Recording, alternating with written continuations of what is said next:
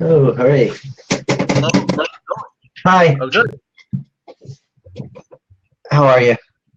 See, I thought you were not going to be able to make it, but I'm glad you're here. I was here the other day, and I guess time zones or something. Yeah, Anyway, you're in Japan, yeah? Japan is like the other side of the world. yeah, where are you? I'm in Egypt. Yeah, we're far from everyone, I guess. So we were debating America's foreign policy makes the world a better place. You're lagging. What? Oh, you need this? You can't hear me? Let's try it again.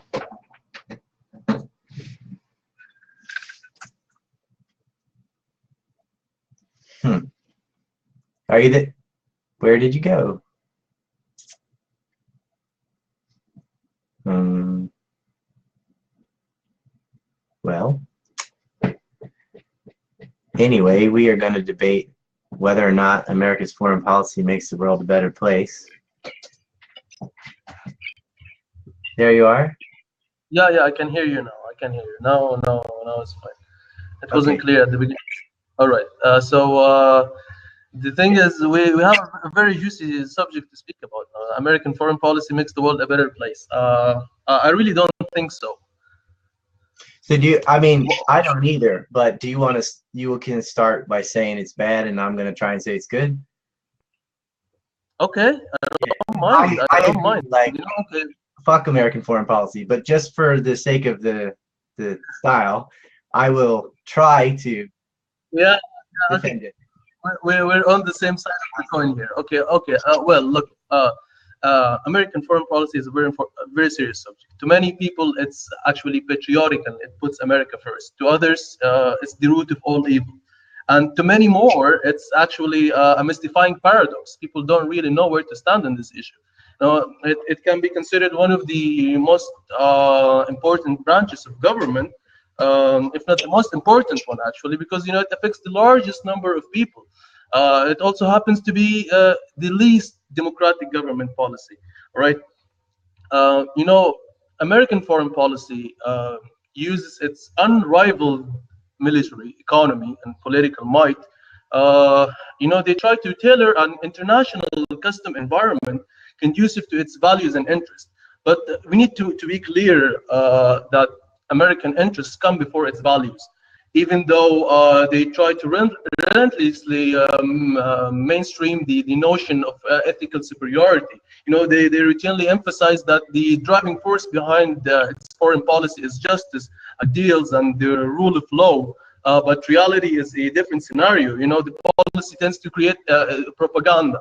Its main goal is security and economic prosperity for everyone, and it creates an idealistic umbrella that disguises, its implicit ambitions and violations. This is for the beginning. This is for the start.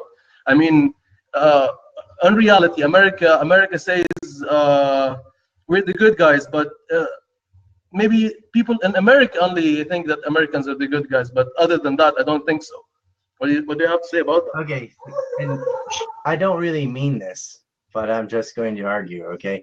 Um, I think every country puts its interests before its values. And so I'd rather America be the superpower than China or some other states, which we've seen, as bad as the American crimes have been, they did put an end to monarchy, they did put an end to communism, and they're fighting the war on terrorism. And we can always complain about the United States, but the United States gave free markets to most of the world. Women's suffrage. Japan got voting rights because they lost World War II to the United States. America protected South Korea from communism, and you look at the results. North Korea is a complete shithole. South Korea is a thriving economy because of American foreign policy. And yeah, there were overlapping business interests, of course, but so what? They definitely protected states and millions of people. Communism in the USSR was a bad thing. It was a disaster. Tens of millions of people starved to death. And America, for whatever interests, values, profiteering, it was better that that side came out on top than the alternative. So it's American foreign policies just makes the world a better place compared to what? compared to another state's foreign policy. And other despotic states don't have the same values as the United States, don't have a public that is, they had to get drug into World War I and World War II kicking and screaming. The U.S. didn't want to go into Syria. The U.S. didn't want to go into Iraq. They had to deceive the public to do that. And that was definitely a disastrous and idiotic war. But overall, American foreign policy is positive. Go ahead. I don't agree with that, and I believe you don't agree with yourself when you say you didn't want to go to Iraq or you didn't go to Syria, or it's actually a part of the foreign policy. Before, geopolitics played a fundamental role in U.S. foreign policy. President after president, they made sure that American hegemony, dominance, prevailed by preventing any single country from dominating the centers of strategic power, either in Asia or in Europe. And to achieve that goal, the United States, they participated in both world wars, as you said, and they carried on its 40 years long Cold War with the Soviets. Now, the Soviet Union collapsed, and after the collapse, it could be considered the final and last serious challenge for territorial dominion over Europe and Asia. The United States emerged as the sole superpower. Now that superpower, now they have a different role, different from the one that they try to propagate. Their main focus after the collapse of the Soviet Union was to consolidate that kind of success. They ensured that no other power, whether be it Russia or whether be it Germany or whether be it Japan or even a united Europe or China, none of these countries can possess a kind of a hegemonic threat to Europe and Asia. And then they were successful to create a successful monopoly. After they did that, the American intelligence influence and military reach, whether it is on land or sea or air, it extends to every point in the globe. And with that being said, dirty maneuvers, bullying nations, forcing regime changes, installing and supporting dictators and puppets, it has been a fundamental U.S. policy to maintain its influence for a very long time. And to also maintain access to foreign energy sources. And the Middle East is a total case because of the destabilizing interference in its affairs. I mean, you have also the terrorism card. It's the Joker card in American foreign policy, and the alleged war on terror that fabricated. It's mainly fabricated for political and economic and expansionist reasons. And I think you can agree with me on that. It's been a total disaster. So I can't see how it made the world a better place. Maybe it made the world a better place for its own gains, but a lot of people disagree with me because their world is not a better place because of American activities. Okay, well, I think what you're doing is you're LARPing. It's called live action role playing. You're saying it's not good compared to how I wish it could have been. But I'm saying it's good compared to what it actually would have been. Defeating the Soviet Union was a good thing for all the people in Eastern Europe and Russia itself to adopt capitalism and not have bread lines and people starving to death. I mean, East Germany had one car.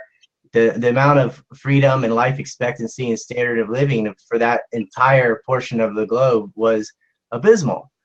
And yeah, America has installed governments and killed despots and all the bad things you said, but so would have the Soviet Union. I mean, it's compared to the real world, not compared to our fantasy and why don't we just all be like Ron Paul and trade, not have war? I'm talking about actual policy and what China wanted to do, what Russia wanted to do, they were not able to do because of the United States. You can take it as the lesser of the three evils or something, but the United States, Japan surrendered to the US instead of the Soviet Union for a reason. It was better off for it. And West Germany was off a lot better than East Germany, etc. Western Europe was better off than Eastern Europe because the US philosophy and policy was just a better way of living. And as bad as they are in the Middle East, would you like the reverse? Would you like Saudi Arabia to be running the world instead? It would be a hell of a lot worse than the United States. I mean, the worst things about the U.S. policy in the U.S. is the influence they have from Israel. But what if the U.S. wasn't there? then it could, you can know the options would be a lot worse than how it is now. Well, I don't really agree that it would have been a lot worse because, on the ground, from what I see now, since you mentioned the Middle East is a total kiss, a total mess. And I will use the terrorism card again because terror groups such as Al Qaeda in Afghanistan is an American creation to counter the Soviets at the time, and ISIS emerged as a result of the invasion of Iraq that left millions dead, and it sent Iraq 100 years back for alleged possession of weapons of mass destruction that were never found. And as you mentioned, the United States is the most powerful country on earth at the moment. Libya was brought to its knees and is in total mess because it allegedly violated a couple of UN resolutions, and severe sanctions and state-sponsored cyber attacks were conducted in Iran for violating UN resolutions, and Iraq got almost obliterated, and they were erased from the map. Look at Iraq now; it's a total mess. But Israel is currently in breach of more than 30 United Nations Security Council resolutions, and not to mention the unconditional support for the State of Israel and using its veto power to block all international resolutions critical to Israel and turn a blind eye to the ongoing violations against the Palestinian people. How is that making the world a better place? I don't think it is. And recently, if you look recently, it's better than the US is using the stuff, but is it better than what would happen if the US wasn't there? Iran and Iraq were perfectly happy to fight with each other and kill millions of one another without the US or anyone involved. Iran and Iraq, sure, weapons were traded to both sides, but the Middle East is very complacent to kill each other. No, they have no problems fighting with each other without the US. Of course they have. I don't think so because well, they had Iran, a war for 8 years in Iran and Iraq for 8 years in a row. Saddam Hussein. Yeah, but United States funded nuclear programs in Iraq, and it was supporting Saddam in Iran. They were giving him the mountain. If recently, I would love to bring the Iran subject. Iran subject is very sensitive. Recently, the United States is using tough stance against Iran. It wants to label the Revolutionary Guards as a terrorist organization. If you were following up the news, right? Even though I don't agree with much of Iran's domestic or foreign policies, the last time it actually invaded another country was more than 200 years ago. And if we are fair and if consider the history of America versus Iran, before America sentences yet another nation to die for weapons of mass destruction that did not exist, that wasn't a sole American war. All of Europe did that too, and would have happened anyway without the United States. They were going to go after Saddam Hussein. England and France, it wasn't just like U.S. foreign policy. European imperialism existed long before the United States was even there. And the Europeans would have continued that. Look how bad it was under the UK. Look how bad the UK colonized and killed 20% of the population of the planet, right? Australia is completely colonized by the UK. The United States is a result of the United Kingdom. You don't think that foreign policy would continue without the US? They reined it in. Europe was worse before than they are now because of the Americans. The Americans want those business relationships and don't want that Europe to colonize all of Africa. Half of Africa is speaking French for a reason. It's not like this is America's fault. That was already happening and would be happening now. If that whole side of the planet didn't exist, Europe would be just colonized the Middle East, as they had. Yeah, all right. But the thing is, America at the moment is a modern form of colonization. It's a new superpower, and it is still colonizing, but in a modern way. Everything we're going in an upward curve. Okay, things do not stay the same. 100 years ago there was no internet. 100 years ago there was no planes. 100 years ago there was no technology. 100 years ago people were not aware as they are at the moment. The thing is, what? Yeah, just a little bit more than 100 years. It was different. The world was different. The world was a different place than it is now. And Americans, if you look at what is happening right now, there is an agenda to change the world according to its needs, regardless of how the outcome is. I mean, they say we honor values, but this is not the real case. Uh, why am I bringing the Iran case again? Because I feel that with this new administration, and this was on the table for a very long time, uh, another Iranian war will come, all right, and that war will have severe implications because Iran is not Iraq now. Iran is really strong and it has a lot of influence at the moment. And Iran has been on the target of US on the US list for more than 20 to 30 years now. If you look at the if you look at the history of what happened, it's really sad. The Americans have done a lot of harm to that nation, and the thing is, the Shah of Iran sold what amounts to practically the entire economy of the country to Reuters, if you know that. And that deal included the operation of the country's railroads and canals and its mines, its forests, as well as all future industries. And in 1953, the CIA engineered the coup to overthrow the democratically elected leader of Iran in 1953, Prime Minister Mossadegh. I cannot emphasize this enough. The democratically elected leader of Iran was ousted. You know, he was replaced once more with a Shah, an overt puppet of the CIA. And the US shut down an Iranian civilian airplane and murdered 290 people and 60 kids on that plane. And, Yeah, and but I think you're making focus on Iran in 3 minutes, so I'm just going to jump in.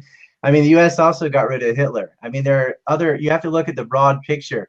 And the United States was against the Treaty of Versailles. They didn't want lands taken away from Germany. It was the Europeans that pushed to punish the Germans so hard. And that's the reason there was a World War II. If they had followed American foreign policy, World War II would have been prevented. And that would have saved 75 million people. And it's the United States that had to intervene and end that war. They defeated the Axis powers and they fought the Pacific basically solo and defeated Japan too. And then rebuilt the nation. They didn't occupy it. There's bases in Okinawa, but they're better off. They were under a shogun in feudal society and defeating fascism and then later defeating communism. That weight is a lot higher than the Israeli-centric policy in the Middle East, which I agree is terrible. But overall, U.S. foreign policy has made the world a better place, not the Middle East. But even in the Middle East, sorry, I got a phone thing. I don't believe any of this. It's hard to get on this side. But even within the Middle East, the stabilizing effects and preventing communism from spreading to the Middle East has saved more people than it's destroyed. By siding with the CIA coup d'etat in 1953, Iranians had a lot more rights under the U.S. occupation than they do now. People could go to the beach and wear a bikini in the 50s. They can't do that now. The religious theocracy that replaced them, it held on to some Iranian business interests, but is that really good for the people of Iran and the way they want to live and their personal freedom compared to what they had? Even though their oil was going to the British and the Americans, sure, but they had a better standard of living and way of life under that than they do under their own theocratic rule, where people are dressed like beekeepers and face the whip for any small crime. And like the U.S. foreign policy was making it better for the people. Well, I disagree. I disagree that it was making it better for the people because it aided a dictator at that time, and aiding dictators is not really good for the people. You can just look around you. The thing is, as you said, it's not just Iran. Relative to democracy. Look, it's really obvious where the lack of trust from these nations and the chaos is coming from, and this has not just been the case with Iran. But if you look closely to the map, or if you just remember history, Libya, Syria, Lebanon, Iraq, Afghanistan, Yemen, Pakistan, Somalia, Haiti, Liberia, Philippines, Yugoslavia, what else? Albania, Liberia, Panama, Bolivia, Grenada, Nicaragua, El Salvador, Angola, Cambodia, Vietnam, Guatemala, Indonesia, Cuba, China, Japan, Korea.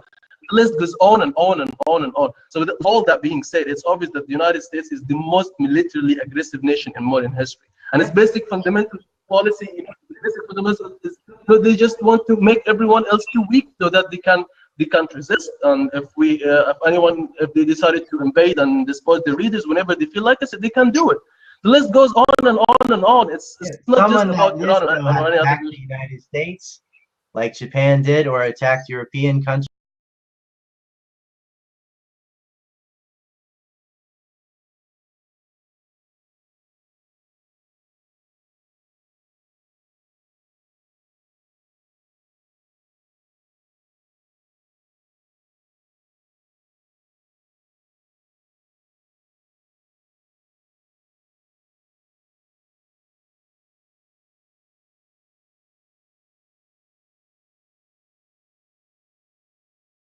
is bad. All right, I'm really sorry, I didn't hear anything in that because they had like a 30 minutes, 30 seconds cut, so I didn't oh, really was hear that what the you were break? trying to say. Well, real Yeah, quick, that was I'll the just do break. the So we finished. So I was just saying, defeating fascism and communism, and we can dislike the tactics on the war on terror, but overall, it's made the world a better place relative to the alternatives. Because allowing communism to spread, not a good thing. Allowing fascism, not a good thing. And the Middle East would still be in chaos anyway, as they have been for thousands of years. That was the thing. So, okay, now we're going to change sides. So you have to make the Yeah, argument that U.S. foreign policy makes the world a better yeah. place. The worst part of it. But that's all right. I mean, I Look, can argue against my own points first if you want. no, it's fine. The thing is, I know there are a lot of aspects to this issue. It's not just there's a lot of power itself remains the coin of realm in foreign policy, and it shouldn't be military power. It could also be soft power. There's more than one dimension to foreign policy. Here, if we just could divide that, we could have economic policies, including energy and trade. We could have environmental policies. We could have foreign relation policies. We could have military and security policies, and we could have human rights policies. And I believe, the United States contributed positively to a lot of these things. They have an impact in the world. If you look closely concerning the things I've mentioned. And I just have to comment on something. You said the Middle East was encased for thousands of years. I don't really agree. It was quite stable under the Ottomans. And, they were pretty fine. I think the Middle East was better under Ottomans than it is better now. Science and, Well, I'm and, not and arguing art that because I'm on the flourished. other side now. You're just doing that because you felt so emotionally or something. Like, I don't really think that. It's just, No, it's no. I was sophistry, just right? countering Like, your argument. I I don't was really believe countering that. your Don't worry. argument when Like, you said that. I just said that.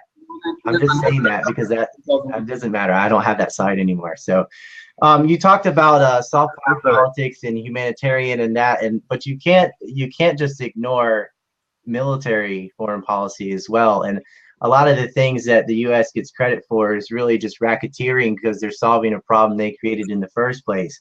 And I wouldn't say they defeated communism either. I think communism defeated communism because it doesn't work. They fell apart economically and would have anyway. And the war on terrorism, the CIA is the biggest terrorist organization in the world. Constantly, I mean, and the American foreign policy really starts with its birthplace of complete genocide of murdering about 90 million Native Americans.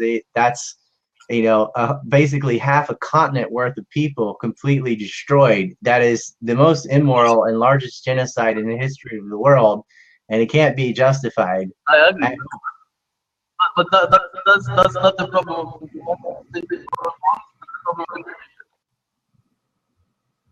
For That problem was of colonization, it's not a problem. their foreign policy was What? their foreign policy was to murder the Indians. They shot the buffalo and starved them on purpose. They spread smallpox on purpose. Total warfare. They nuked civilian cities in Asia. I mean, if the countries are scared of somebody, it's not Al Qaeda, it's the United States. And Al Qaeda was part of the United States, and we all know that Al Nusra Front and ISIS are getting covert funding from the CIA and the Saudi and Qatar, which are propped up by the United States and Sykes-Picot. We know these terrorist organizations are proxy forces for America. It's no secret. The Americas are media is completely Zionist controlled. They go into the Middle East. murdered over 800,000 Iraqis with sanctions, starving little children to death. And this isn't something that happened in World War II or hundreds of years ago. This is modern times. The only country that's been killing millions of people since World War II has been the United States. 3 million in Vietnam, 1.5 million in Korea, 1 million in Iraq, close to 1 million in Latin America when you add up all those conflicts. That is what's destabilizing the world, not making it a better place. And the humanitarian aspect, the US was last. All of Western Europe and Western civilization got rid of slavery and had women's suffrage first. America was dead last and got rid of that kicking and screaming. And only when they figured out a way to make wage slavery cheaper than chattel slavery that they did it. What'd you say? Okay, I mean, yeah, all right. I can't. The thing is, we're on the same coin here. I can't really disagree with you because I think that's very true. But when you mentioned the military aspect, forgetting about the other aspects of the issue, foreign policy is not just about military. It has a lot of different aspects. And when you look at it, when you examine them, you'll find a different dimension. Some goals, some foreign policy, economic goals, could be able to expand the opportunity for the United States and others. It did promote foreign investment in other countries. It maintained access to foreign energy sources from a lot. It made it global, and promoted trade policies that kept prices low. And also, the United States, it routinely tries to make the world a better place through international human rights initiatives. We didn't have that before. It also engages in international peacekeeping missions in a lot of places.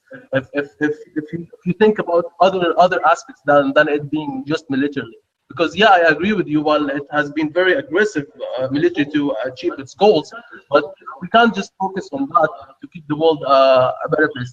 It also kept the world a better place through environmental policies when it set standards to reduce emissions and to shift the world towards a more renewable energy sources.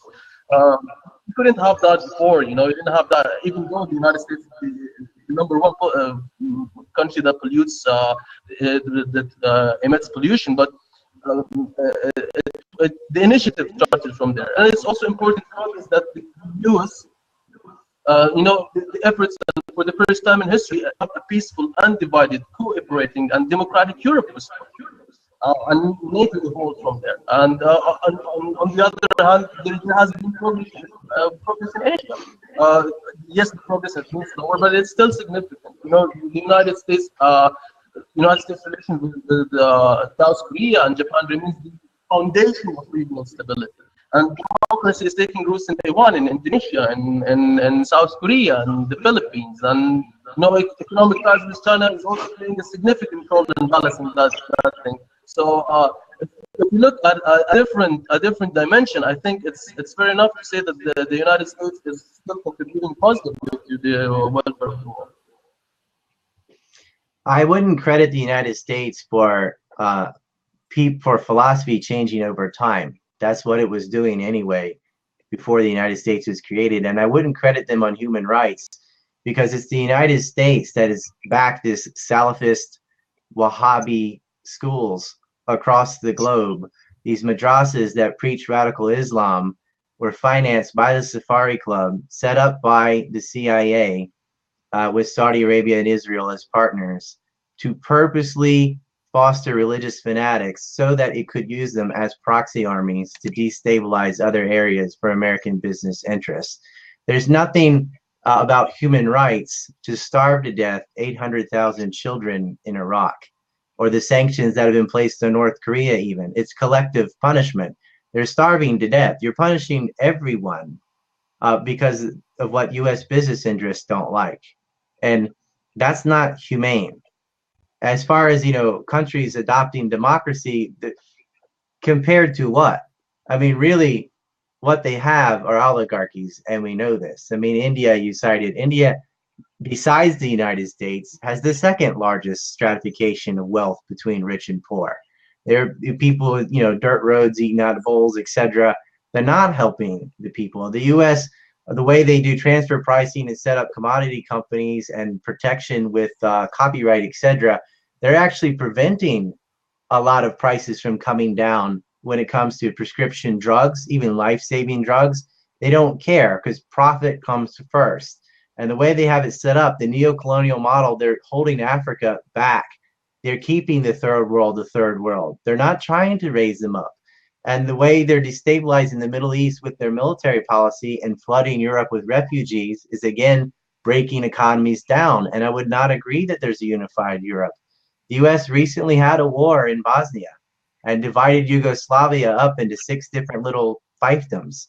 There's the conflict in Ukraine right now, where the US is backing actual neo-Nazis and threatening war with Russia, possibly. Thank God Hillary wasn't elected president, but she was talking about shooting down Russian aircraft and starting another third world war. The US is the most dangerous foreign policy to date. Yeah, I wouldn't disagree. I wouldn't disagree. No, you have to disagree. Because you mentioned the military dimension again, all right? But I mentioned that it is not all about military. It doesn't all have to be about military, because yes, while the United States is very aggressive militarily, other aspects it did help to create a better place. If you look at the other dimensions in there, the U.S. foreign policy had not only it had an economic positive impact on the world. It's not just about economics. It also had a cultural, political, and even environmental impact. It broadened cultural horizons, and it empowered people to challenge autocratic rule, and it also contributed positively to the advance of human rights causes and spread of democracy. If you put that into consideration, and if you think about it, it wasn't possible for people to before the Arab Spring. While I agree that the Arab Spring was a total disaster, whether it was a total mess, but it gave people the hope that change is possible, that they could topple dictators, that it is fine to have democratic values. It had a positive impact somehow. I know forcing that would take a lot of time, and it's not going to happen overnight. But that was positive. That was helpful. It's a good story, but the reality is the religious fanatics, be they Zionist or Wahhabi, like Saudi Arabia, Zionist in Israel, they got the financial backing so that who came out on top in the democracy in Israel were complete religious fanatics. And it's the religious fanatics that get all the financial and political support by the United States to keep the Middle East in turmoil, because backing religious fanaticism is definitely going to equate to more fighting. It's only when democracies become nationalistic and after their own interest that the U.S. invades, like they're going into Assad or Gaddafi, or when they went into Iraq in the first Gulf War, the babies on incubators excuse. When the democracies in U.S. business interests, or even monarchy, in fact, like in Saudi Arabia, then they get left alone. So it doesn't matter whether it's a monarchy or a democracy or whatever. All that matters is whether or not they're subservient to U.S. business interests. And the U.S. didn't invent democracy either. Even ancient Greece had democracy, so they can't monopolize that term. Philosophy belongs to anyone. It's not like the U.S. had to teach people how to do it. I agree that the United States is not a sole owner of democracy, but it is the one that is fighting for it. It is the one that is fighting to spread it. Because what other alternatives do you have now? Now, if you look at the basic, what democracy tries to propagate, it tries to have the basic human rights for each and everyone, and this is what at least on its theoretical terms, imposing that was much better. Imposing the democracy on a lot of places is much better than to leave it the way it is. I mean, look at Nazi Germany. Look at Japan. Look at South Korea.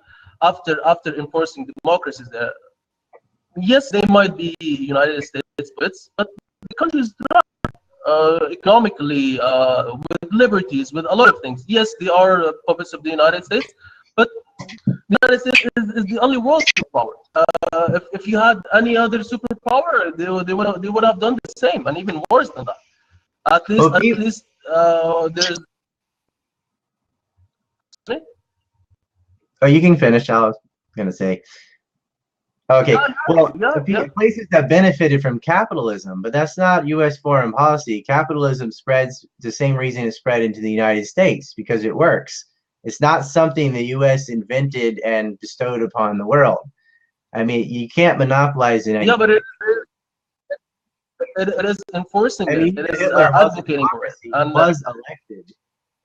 It's not like democracy makes you safe for anything. The U.S. is a democracy. They invade countries and kill millions of people. They killed more people than the Germans did. The U.S. has killed more people than the Germans, including Germans. The U.S. foreign yeah, policy I don't. deaths of tens of millions of people. And people were threatened. The reason countries scrambled to build nuclear weapons is because the U.S. had them and was using them. They were this close to hitting China with 30 to 50 nuclear bombs. Truman barely called it off. The U.S. is insane. Yeah, I agree to an extent that the United States is insane. But if you look at the other dimension of it, it is what is keeping the world from. Yes, they did use a nuclear weapon, but look at them now. I don't think any country is. If not for the United States, there could have been a nuclear holocaust in here. They're a deterrent. They're a very strong deterrent against other countries using nuclear forces. I mean, and that also contributes good to the welfare of people. Because of forcing countries Israel, that nuclear weapons spread across the globe.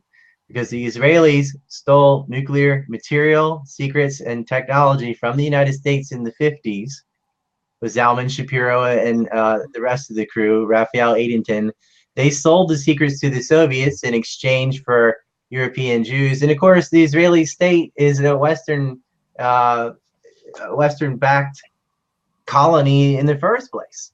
It should never have been there, but because of the United States is sort of like Christian Zionist attitude, where they think God is a real estate agent, they sided with this fanatic religious group and gave them a state on top of a population that already existed. And without that, you wouldn't have all this turmoil in the Middle East. Is from the U.S.'s support for a Zionist regime. And why did they do it? Because they're religiously in line more with that than they are with the Muslims. And to the U.S., it's all tribalism. I mean, these I don't want to rip on Americans. I feel bad. These people are so tribalistic. You know, they're voting for people based on power. They want to be daddy in the world, and all they've done is murder millions of people and kept prices artificially high. And just look at Africa. The U.S. is in a military presence in 35 different countries, and U.S.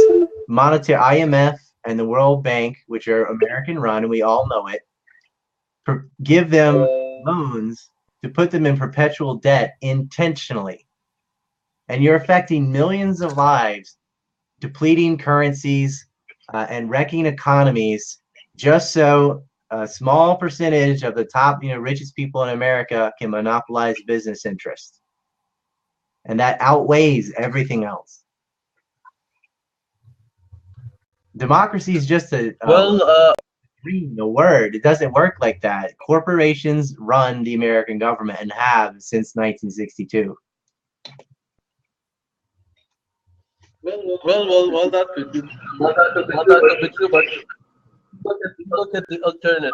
What alternatives do you have? I mean, what other country do you rather run the world? Now, the reality on the ground is, if the Soviets were running the world, I don't think you would love the results. If the Chinese were running the world, I don't think you would love the results. If there's no competition here, you have a monopoly. Okay, it is the least, the least of the worst. The Americans brought Stalin in World War II. If not for that, the Japanese would have conquered China, and the Soviets would have been defeated right then, a long time ago, communism would have been wiped out in World War II. But the alternative is thus, if the U.S. is the last first world country that still has this element of religious fanatics. When you look at places pretty much devoid of religion, like Japan is today, Northern Europe, etc., they're not fighting each other. They're not invading anybody. They trade with people. They have thriving economies. They have the longest life expectancy. They're the most educated. They're the most intelligent. They have the highest IQ. Whatever measuring stick you want to use, that's the direction it would have been, the way it is in Asia now, the way it is in Northern Europe, outside of, even the UK and some who with close ties to the United States. We could have peace, but the most